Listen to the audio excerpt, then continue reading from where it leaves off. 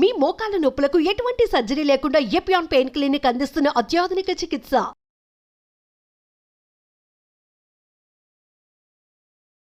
నమస్తే, welcome to Suman TV. So ఇప్పటి వరకు మనం నీ పెయిన్స్కి సంబంధించి చాలా వార్మప్స్ చేయడం జరిగింది. సో ఈ రోజు ఏంటంటే చైర్లో కూర్చొని కూడా, అంటే చాలామంది కొంతమంది ఏజ్డ్ వాళ్ళు ఉంటారు, కింద కూర్చోలేని వాళ్ళు ఉంటారు. సో నీ పెయిన్ చాలా హెవీగా ఉన్న వాళ్ళు కూడా, సో ఇలాంటివి చేయలేని వాళ్ళు కూడా ఉంటారు. కాబట్టి వీళ్ళకి సంబంధించి చైర్లో కూర్చొని ఏ విధంగా ఆసనాలు అనేవి చేసుకోవచ్చు, అంటే ఎలాంటి వార్మప్స్ అనేవి ఉంటాయి ఈజీగా, అండ్ అలానే పెయిన్ తొందరగా రిలీఫ్ ఇచ్చే విధంగా అనమాట. సో ఇవన్నీ చెప్పడానికి ప్రస్తుతం మనతో పాటు ఉన్నారు internationally yoga certified trainer Om Prakash గారు. మాట్లాడేద్దాం. నమస్తే సార్. నమస్తే అండి, ఎలా ఉన్నారు? చాలా బాగున్నాను సార్. ఇంతకు ముందు మనము కింద కూర్చొని నీ పెయిన్స్ కి సంబంధించి వార్మప్స్ ఎలా చేసుకోవాలనేది చూసాం. సో ఈరోజు చైర్లో కూడా చేసుకోవచ్చు. చాలా మంది ఏజ్డ్ వాళ్ళు ఉంటారు, వాళ్ళకి కన్వీనియంట్ గా ఉండాలి అని. సో అంటే ఏ విధంగా చేయొచ్చు అంటారు? అంటే మీరు అబ్జర్వ్ చేస్తే నీ పెయిన్ కొంచెం సివియర్ గా ఉంటే డాక్టర్స్ అడ్వైస్ చేస్తారు, don't SIT on the floor, right? Western commode use చేయాలి. అంటే ఏమాత్రం నీ పెయిన్ మీద లోడ్ పడకుండా చేసుకోవాలి అని చెప్తారు. సో మళ్ళీ మనం ప్రీవియస్ వీడియోస్ లో మనం ఈ విధంగా ఫ్లోర్ మీద కూర్చొని చేయించాం కదా. సో అలాంటి వీడియోస్ వాళ్ళు డైరెక్ట్ స్క్రోల్ చేస్తారు, సో అలా వాళ్ళకి కూడా వాళ్ళని దృష్టిలో పెట్టుకొని మనం ఈ పర్టికులర్ వీడియో అనేది చేస్తున్నాము. సో మీరు అంటే మేము ఇక్కడ చైర్ మీద చూపిస్తున్నాము, మీరు బెడ్ మీద కూర్చొని కూడా చేసుకోవచ్చు, సోఫాలో కూర్చొని చేసుకోవచ్చు, చైర్ మీద కూడా కూర్చొని హ్యాపీగా చేసుకోవచ్చు. ఓవరాల్గా మన ఇంటెన్షన్ ఏంటంటే మన వ్యూవర్స్కి ఆ నీ జాయింట్లో మూమెంట్ తీసుకొచ్చి అక్కడ సైనోవిల్ ఫ్లూయిడ్ని మళ్ళీ ఎలా రీజనరేట్ చేయాలి, ఆ గుజ్జుని ఎలా ఉత్పత్తి చేయాలి అనే దానిపైనే మనం బేసిక్గా ఫోకస్ చేస్తున్నాం. ఇంకా మీకు కావాలంటే ఈ రెండు చైర్ల మధ్యలో ముందర ఒక టీపాయ్ కూడా వేసుకోవచ్చు. టీపాయ్ వేసుకుని టీపాయ్ మీద సపోర్ట్ పెట్టుకుని కూడా చేసుకోవచ్చు. అంటే వాళ్ళు ఇప్పుడు మనం చూపించేవి కొన్ని మనం గాల్లో పెట్టి చూపిస్తాం, అది కూడా ఇబ్బందికరంగా ఉండేవాళ్ళు ఉంటారు. స్టూల్ కానీ ఎగ్జాక్ట్లీ మీరు చెప్పినట్టుగా అంటే సేమ్ హైట్ లో పెట్టేసుకుంటా మనం చేసేసుకోవచ్చు. అంటే ఓవరాల్ గా చెప్పాను కదా, మన టార్గెట్ వచ్చేసి ఆ నీ జాయింట్ ఇన్వాల్వ్ అవ్వాలి, మూమెంట్ లో ఇన్వాల్వ్ అవ్వాలి. అది మామూలుగా నిలబడి కానీ కింద కూర్చొని కానీ చేస్తే వాళ్ళు బేర్ చేయలేరు. సో వాళ్ళని దృష్టిలో పెట్టుకొని మనం చేసామన్నమాట. స్టార్ట్ చేద్దాం. చాలా మంది అంటే మన దగ్గర స్పెషల్లీ నీ పెయిన్స్ కొరకు ఒక సపరేట్ క్లాస్ కూడా మనం కండక్ట్ చేస్తున్నాం ఆన్లైన్లో. సో వ్యూవర్స్ ఎవరైనా పర్సనల్ ట్రైనింగ్ కావాలి అంటే మీకు ఒక గైడెడ్ క్లాసెస్ అటెండ్ అవ్వాలంటే స్క్రీన్ పైన అయితే నెంబర్ స్క్రోల్ అవుతుందో దానికి మీరు కాంటాక్ట్ చేయొచ్చు. అలాగే మీకు నీ పెయిన్ మూమెంట్స్తో పాటుగా డైట్ ప్లాన్ కూడా సపరేట్ ఇవ్వడం అనేది జరుగుతుంటుంది. సో స్టార్ట్ చేసేద్దాం మన మూమెంట్. రైట్. సో ఈ విధంగా ఈ కాలిని ఇలా స్ట్రైట్గా పెట్టండి. మీరు కూడా సైమల్టేనియస్గా చేయొచ్చు నాతో పాటు. ఇలా కంప్లీట్గా స్ట్రైట్గా పెట్టండి, ఎటువంటి నీ బెండ్ లేకుండా. ఇదే స్ట్రెచ్లో ఈ పాదాన్ని ఇలా వెనక్కి ముందుకి మూవ్ చేయండి. మీకు తెలిసిపోతుంది కదా నీ జాయింట్లో మూమెంట్ అనేది. నీ జాయింట్లో, హ్యామ్స్ట్రింగ్ మజిల్లో, రైట్ కాఫ్ మజిల్లో, యాంకిల్ జాయింట్లో, పాదంలో ఉన్న నరాలు కూడా ఇన్వాల్వ్ అవుతున్నాయి. చూసారు? అదే తెలుస్తుంది. యా, అంటే ప్రెషర్ అక్కడ తెలుస్తుంది. Exactly right. సో ఈ విధంగా మీరు ఇలా హ్యాపీగా ఒక 10 కౌంట్ ఇలా మూమెంట్ చేసుకోవచ్చు. రైట్. సో ఈ లెగ్ అయిపోయిన తర్వాత దీన్ని కాస్త రిలాక్స్ ఇచ్చి మళ్ళీ లెఫ్ట్ లెగ్ తీసుకోండి. సో ఇక్కడ ప్రెషర్ అనేది ఇంపార్టెంట్ కదా సార్? ప్రెషర్ యొక్క అర్థం ఏంటంటే అక్కడ మూమెంట్ వస్తుంది అని అర్థం అన్నమాట. అండ్ మీకు ఆ ప్రెషర్ పెయిన్ ఎందుకు వస్తుందంటే, అంటే మన గురించి కాదు, ఇన్ని సంవత్సరాల నుంచి మూమెంట్ లేకపోవడం వల్ల, అవన్నీ లాక్డౌన్లో ఉండడం వల్ల అక్కడ ఆ మూమెంట్ లేకపోవడం, ఎగ్జాక్ట్లీ ఆ క్వారంటైన్లో ఉండడం వల్ల ఫస్ట్ టైం మీరు వాటిని మూవ్ చేస్తున్నారు కాబట్టి మీకు ఇలా వస్తుంది. సో మీ ఓపికను బట్టి, మీ కెపాసిటీ, మీ ఫ్లెక్సిబిలిటీని బట్టి 5 కానీ 10 కానీ మూమెంట్స్ ఇలా చేసేసుకోవచ్చు. నెక్స్ట్ మూమెంట్ వచ్చేసి సేమ్ ఇలాగే ఇలా స్ట్రెచ్ చేసి ఇలా రొటేట్ చేయడం. రైట్. ఇలా ఒక క్లాక్ వైజ్ 10 రౌండ్స్ రొటేట్ చేయండి. సో దీనివల్ల ఉపయోగం ఏంటి సార్? దీనివల్ల మీకు తెలుస్తుంది కదా, యాంకిల్ జాయింట్లో ఉంది ప్లస్ నీ జాయింట్లో కూడా మీకు కొంచెం మూమెంట్ అనేది తెలుస్తుంది. రైట్. ఇలా క్లాక్ వైజ్, మళ్ళీ యాంటీ క్లాక్ వైజ్. మీకు ఒకవేళ కంటిన్యూ చేయలేకపోతే కనుక క్లాక్ వైజ్ చేసి రెస్ట్ ఇచ్చేసి లెఫ్ట్ లెగ్ తీసుకోండి, లెఫ్ట్ లెగ్ క్లాక్ వైజ్ చేసి మళ్ళీ right leg anti clock wise. Right. మళ్ళీ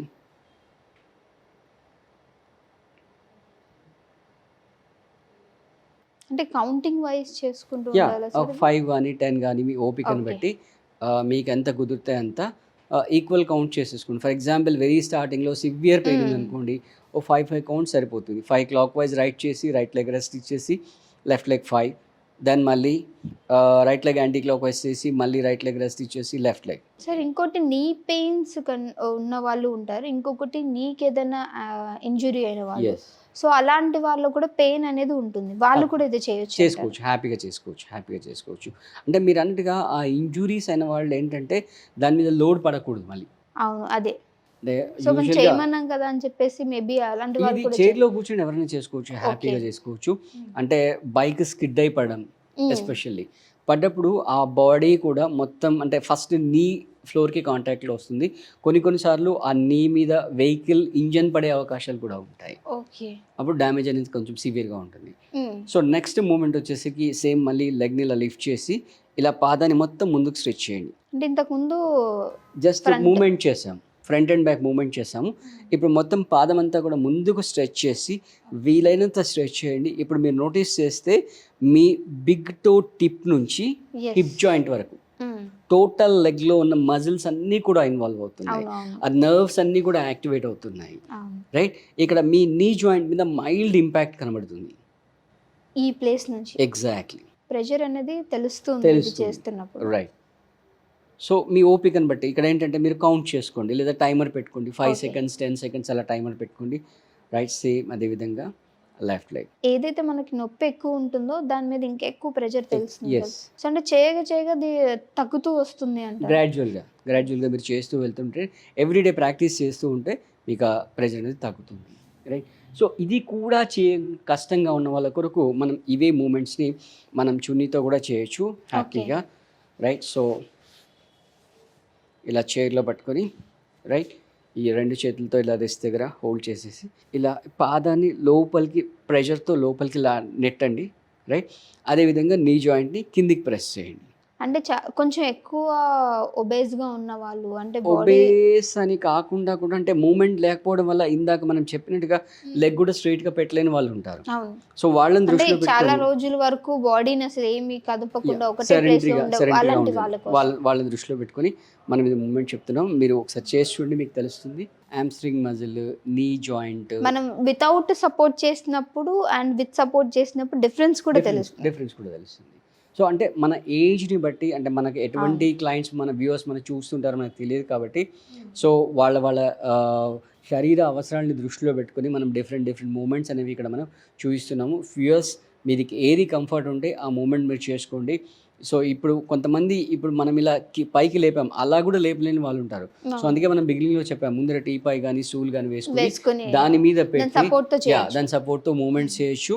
దాని నుంచి మెల్లిగా ఈ చున్నీ పట్టుకొని పైకి లేపి ఒక 1-2 inches లేపినా చాలు, అక్కడ మీకు ఇంపాక్ట్ అనేది వస్తుంది. మళ్ళీ తీసి దాని మీద యాజ్ టీస్గా టీపాయ్ మీద పెట్టేసేయచ్చు. సో ఈ మూమెంట్స్ ఏవైతే మనం చూపించామో ఈ మూమెంట్స్ కూడా టీపాయ్ మీద పెట్టి కూడా చేసేసుకోవచ్చు. ఓకే సార్, ఇంకొకటి ఏంటంటే నీ పెయిన్స్కి సంబంధించి చాలా వరకు డైట్ అనేది అడుగుతూ ఉన్నారు, ఏ విధమైన ఫుడ్ తీసుకుంటే మంచిది అని చెప్పి.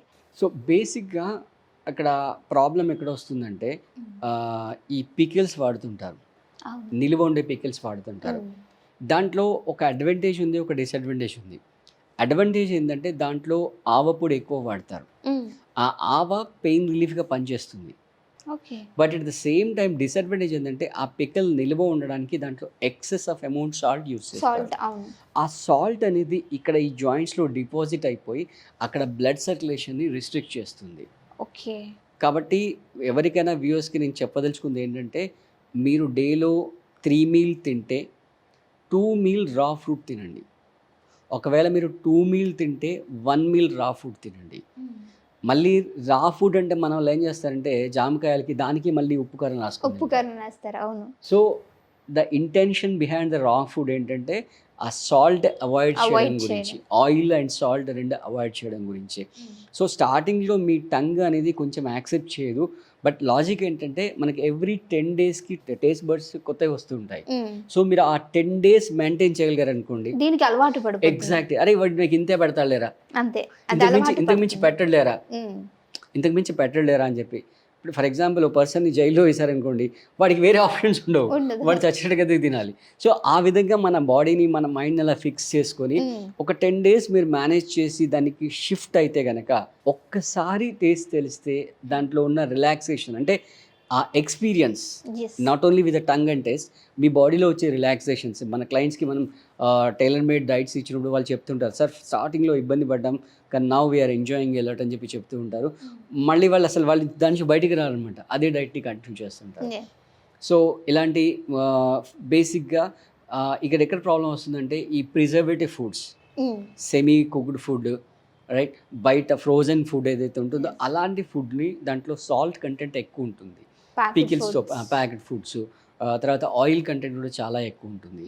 సో వాటిని అవాయిడ్ చేస్తూ ఒకటే మన నేచర్ మనకిచ్చే రూల్ ఏంటంటే any food which is having the shelf life of 3 to 4 hours. For example మీకు ఫ్రూట్ ఉంది, రైట్, మీరు రిఫ్రిజిరేటర్ పెట్టలేదు అనుకోండి, 3-4 గంటల తర్వాత కూలిపోతుంది. So that is the best food. Okay, that is the best food. దేనికైతే షెల్ఫ్ లైఫ్ పెరుగుతూ పోతుండో which is going to damage your health అనమాట. సో అది దృష్టిలో పెట్టుకొని, సో 3 మీల్ 2 మీల్ మీ దాంట్లో అంటే ఓవరాల్గా మీరు తినే డే మీల్లో ఒకటి మాత్రమే కుక్డ్ ఫుడ్ ఉండి మిగతా అంతా రా ఫుడ్ లాగా తీసుకున్నట్లయితే without any salt and oil, right. Salt వల్ల మోషన్ అనేది పెరుగుతుంటుంది, ప్లస్ ఈ ఆయిల్ వల్ల ఫ్యాట్లు అనేవి తగ్గుతాయి అనమాట. వాటిని అవాయిడ్ చేసేసుకొని హ్యాపీగా మీ నీ పెయిన్ మీరు తగ్గించుకోవచ్చు. ఓకే సార్, చాలా చక్కటి ఇన్ఫర్మేషన్ అందించారు. Thank you.